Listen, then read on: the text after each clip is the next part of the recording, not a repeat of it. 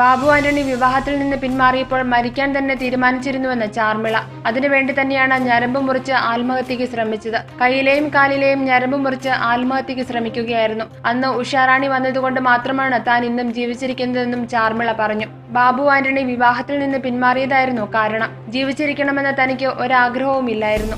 യുഎസിൽ പോയി വന്ന ശേഷം വിവാഹം ചെയ്യാമെന്നായിരുന്നു ബാബു ആന്റണി പറഞ്ഞിരുന്നത്. എന്നാൽ യുഎസിൽ പോയ ബാബു പിന്നീട് മടങ്ങി വന്നില്ല. ഇതോടെ മരിക്കാൻ തീരുമാനിച്ചുറപ്പിച്ചു. അന്ന് ഉഷാറാണി വീട്ടിൽ വന്നപ്പോൾ കാറ് കൊണ്ട് വന്നതുകൊണ്ടാണ് ആശുപത്രിയിൽ പെട്ടെന്ന് എത്തിക്കാൻ സാധിച്ചത്. അവർ എത്തുമ്പോൾ രക്തത്തിൽ കുളിച്ചു കിടക്കുകയായിരുന്നു താനെന്നും ചാർമിള പറഞ്ഞു. ബാബു ആന്റണിയുമായുള്ള പ്രണയബന്ധം അച്ഛൻ വിലക്കിയിരുന്നു. അച്ഛന് സത്യത്തിൽ ബാബുവിനോട് വെറുപ്പായിരുന്നു. എന്നേക്കാൾ പ്രായമുണ്ട് എന്നതായിരുന്നു അച്ഛന്റെ എതിർപ്പിനുള്ള ഒരു കാരണം. മറ്റെന്തോ ഒരു കാരണവും ഉണ്ടായിരുന്നു. എന്നാൽ അതെന്താണെന്ന് തന്നോട് പറഞ്ഞിട്ടില്ല. സഹോദരനോടും എന്തോ ഒരു പ്രശ്നമുണ്ടായിരുന്നു. അതിന്റെയും വസ്തുത തനിക്കറിയില്ല. എന്നാൽ അക്കാലത്ത് ബാബു മാറ്റത്തിന്റെ പാതയിലായിരുന്നു. അതുവരെ പള്ളിയിലൊന്നും പോകാറില്ലാതിരുന്ന ബാബു ആ സമയത്ത് പള്ളിയിലും പോകാറുണ്ടായിരുന്നു. അങ്ങനെ എല്ലാ അർത്ഥത്തിലും മാറ്റത്തിന്റെ പാതയിലായിരുന്നു. ആ സമയത്താണ് അമേരിക്കയിലേക്ക് പോകാൻ തീരുമാനിച്ചത്. അമേരിക്കയിൽ പോയി വന്ന് വിവാഹം ചെയ്യാമെന്നായിരുന്നു പറഞ്ഞിരുന്നത്.